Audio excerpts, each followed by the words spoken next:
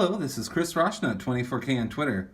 Please subscribe to the channel. We appreciate positive comments and of course thumbs up. Today we're taking a look at Choetech's fast USB wall charger. It comes with Qualcomm Quick Charge 3.0 and 18 watts. And why that is important is if your device supports 18 watts and quick charge in the Qualcomm Quick Charge, it will charge faster. And everybody wants a faster charging device, so you can get this very well priced charger on Amazon from Choetech. We actually met these people at CES this year, but we've been working with them for many years, so we appreciate their higher end consumer priced products, and they're quite well made. So this is the wall charger. It's nice and compact, and it has one port.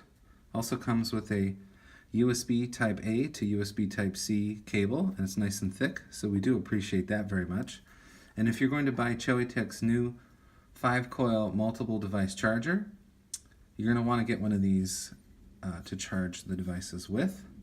So you would plug this into the multi-coil charger. We'll show you in that another video, so stay tuned for that.